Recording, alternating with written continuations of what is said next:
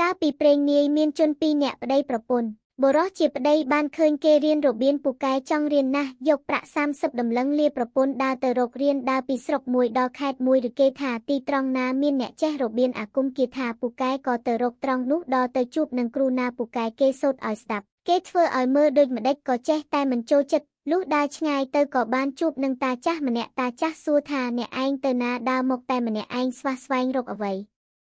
បុរសនោះឆ្លើយថាតាអើយខ្ញុំមកនេះត្បិតឬគេថានៅទីនេះមានគ្រូចេះរបៀនពូកែបានជាខ្ញុំខំសង្វាតមកក្រែងតាចេះដឹងប្រដៅចៅផងតាចាស់ឆ្លើយថាតាមានរបៀន3បទតម្លៃ30តម្លឹងបើចៅឯងកាន់ជាប់ចៅឯងមិនច្បត់ទេគង់បានដូចចិត្តបើមានកិច្ចមានដំណើរអ្វីឲ្យសូត្ររបៀនតានេះចុះពូកែណាស់បុរសនោះថាតាសូត្រឲ្យខ្ញុំស្ដាប់មើល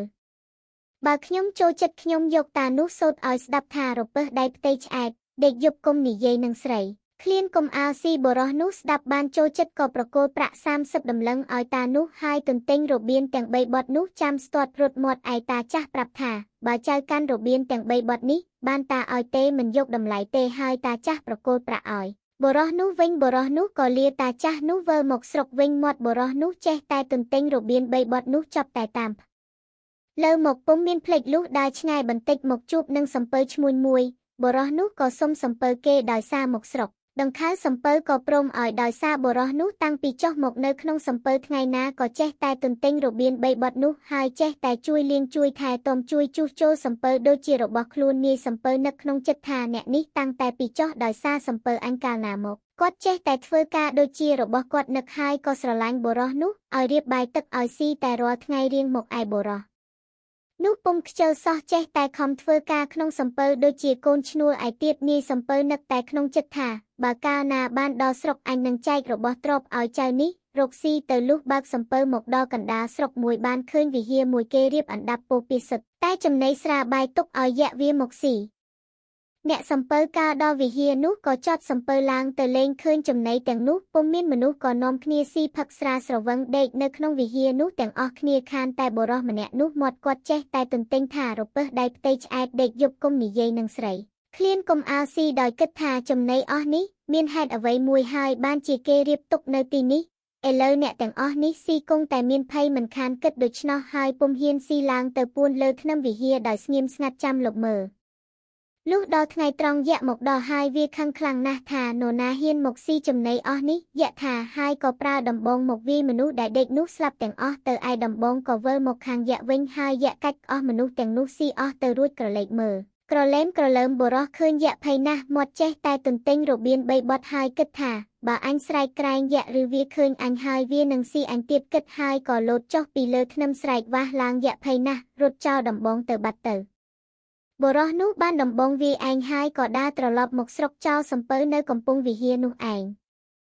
លុះដើរមកដល់ផ្ទះក្នុងវេលាយប់បុរសនោះយកដំបងទៅលាក់ក្រោមជណ្ដាលយកថ្មសង្កត់លើហើយឡើងទៅដេកលើផ្ទះប្រពន្ធសួរប្រាប់ប្រពន្ធថាចាំព្រឹកសឹមនិយាយប្រាប់ក្រោយពេលដែលប្តីទៅប្រពន្ធនៅផ្ទះវាមានសហាយវេលាយប់ដែលប្តីមកដល់ផ្ទះសហាយវាសួរថាដំណើរដូចម្ដេចក៏ចាំព្រឹកទើបនិយាយបាន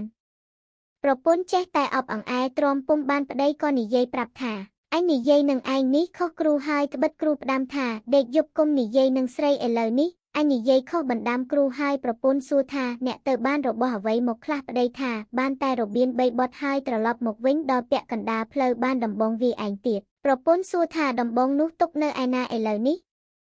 ខ្ញុំចង់ឃើញប្តីថាអញទុកក្រោមចណ្ដាលយកថ្មគ្រប់ថាហើយក៏ដេកលក់ទៅសហាយលុបស្ដាប់ឮហើយក៏ទៅក្រោមចណ្ដាលឬយកដំបងនោះទៅបាត់ទៅលុះព្រឹកប្រហាមស្រាងឡើងបុរសនោះរើកពីដេកចុះទៅរកដំបងពុំឃើញក៏ប្រាប់ប្រពន្ធថាអញប្រាប់មិនជឿអញថាខុសគ្រូហើយឯងចេះតែលួងអញតតែអញប្រាប់ឥឡូវនេះមនុស្សឬវាលួចយកដំបងបាត់ហើយប្រពន្ធឬហើយដឹងថាសហាយលួចក៏មិនស្ដីដណ្ដាំបាយឲ្យប្តីស៊ីរួចហើយបុរសនោះក៏យកខ្សែមកចងថ្មដែក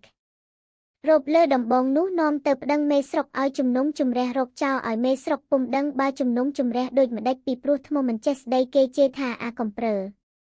តាំងពីដូនតាមកនរណាដែលឃើញដំបងវាឯងគេគំរាមហើយគេដេញចេញទៅបុរសនោះចេះតែអូសថ្មទៅប្តឹងតាំងតែពីមេស្រុកដល់ទៅលោកយមរាជអ្នករាជការគ្រប់ក្រសួងគេចេះតែដេញចេញគេថាមនុស្សឈួតគេមិនឲ្យចូលបុរសនោះអូសថ្មទៅថ្វាយស្ដេចទ្រង់សួរសពគ្រប់ហើយទ្រង់មានព្រះបន្ទូលប្រាប់អស់នាម៉ឺនថាមែនបានគេថា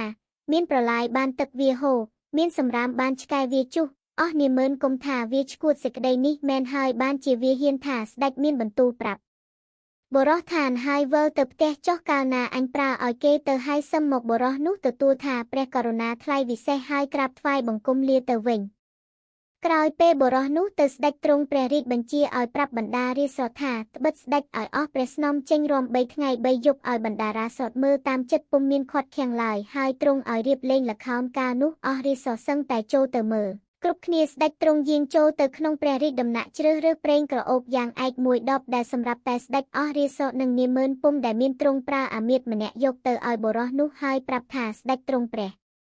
រាជទានឲ្យអ្នកឯងនិងប្រពន្ធអ្នកឯងលៀបប៉ុន្តែឲ្យអ្នកឯងនៅផ្ទះគុំទៅមើលល្ខោនឲ្យតែប្រពន្ធទៅមើលបានហើយអាមាត្យអ្នកយកទៅឲ្យប្រាប់សពគ្រប់ហើយវិលទៅក្រាបបង្គំទូលស្ដេចវិញបរោះនោះបានប្រេងក៏ហៅប្រពន្ធមកហុចប្រេងទៅឲ្យប្រាប់ថាព្រះករុណាជាម្ចាស់ជីវិតទ្រង់ព្រះរាជទានប្រេងនេះមកព្រោះទ្រង់អាណិតស្រឡាញ់យើងឲ្យយើងលៀបទៅមើលល្ខោននឹងគេតែឥឡូវនេះអញឈឺក្បាលឯងយកទៅលៀបហើយទៅមើលល្ខោននឹងគេចោះឯប្រពន្ធឬប្តីបើកឲ្យទៅហើយ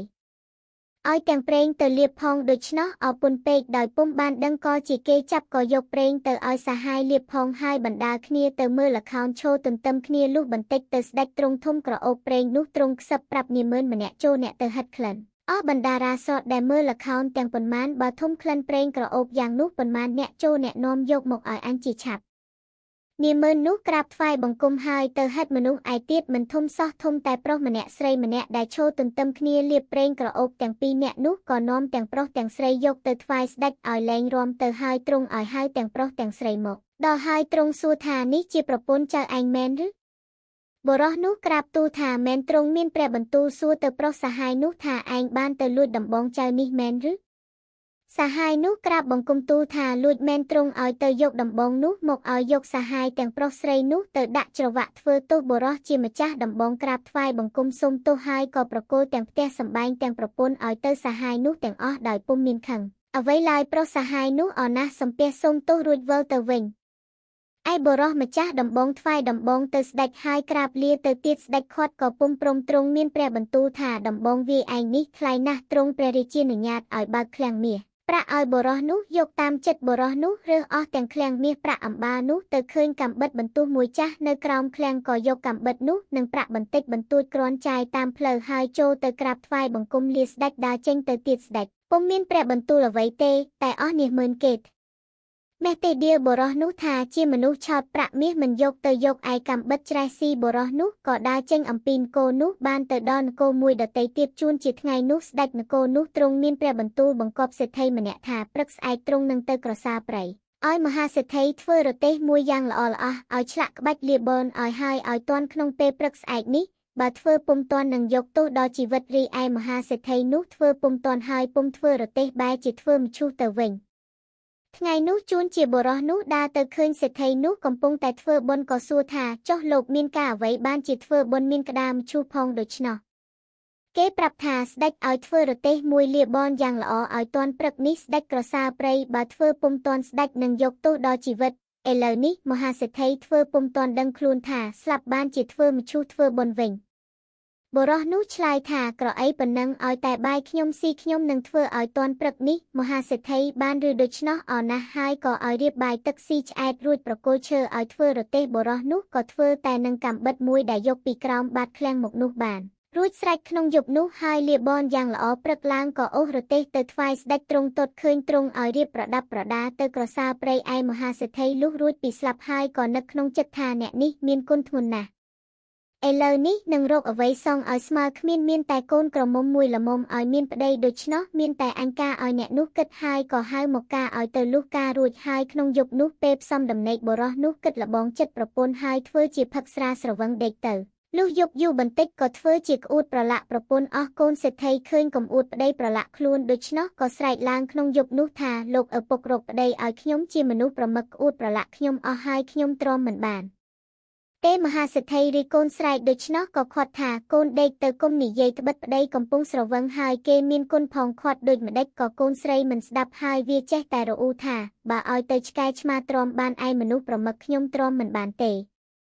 លុះព្រឹកឡើងបុរសនោះរលឹកពីដេកក៏ចូលទៅរកសេដ្ឋីប្រគល់កូនឲ្យវិញប្រាប់ថាមិនព្រមយកទេហើយថាមិនបានពណ៌ដៃជើងឡើយមហាសេដ្ឋីខាត់សុំទោសឲ្យកូនយ៉ាងណាក៏បុរសនោះពុំព្រមយកហើយលាមហាសេដ្ឋីយកតែកាំបិតដើរទៅទៀតលុះស្ដេចយាងមកពីព្រៃទ្រង់ឲ្យទៅរកជាងដែលធ្វើរទេះនោះពុំឃើញទ្រង់ស្ដាយណាស់ទ្រង់ឲ្យអស់មាស10000ចាត់សម្បត្តិរកគ្រប់ខេត្តក៏ពុំឃើញហើយទ្រង់ស្ងៀមទៅបុរសនោះលាសេដ្ឋីដើរទៅឆ្ងាយក៏បានទៅដល់នគរមួយដទៃទៀត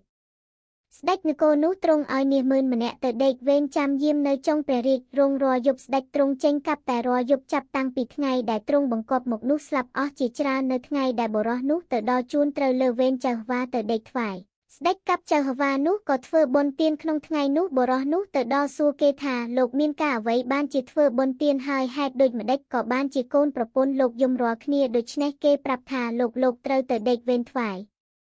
ស្ដេចកាប់ក្នុងពេលល្ងាចនេះបានជាលោកធ្វើបុណ្យមុនស្លាប់បុរសនោះថាឲ្យតែបាយខ្ញុំស៊ីចុះខ្ញុំទៅដេកថ្វាយស្ដេចកាប់ជួសគេយីដូច្នោះក៏ទៅជំរាបចៅហ្វាឲ្យហៅបុរសនោះទៅហើយឲ្យរៀបបាយទឹកឲ្យស៊ីរួចហើយសួរថាបើអ្នកទៅដេកវេនថ្វាយស្ដេចជួសខ្ញុំនឹងធ្វើបុណ្យឲ្យអ្នកបុរសនោះក៏ទទួលទៅដេកជួសហើយសុំគ្រឿងប្រដាប់ដែលចៅហ្វានោះពាក់យកមកពាក់រួចហើយក៏លីកាំបិតបន្ទោះចូលទៅដេកនៅចុងព្រះរាជរោងចាំស្ដេចចេញកាប់លុះទៅដល់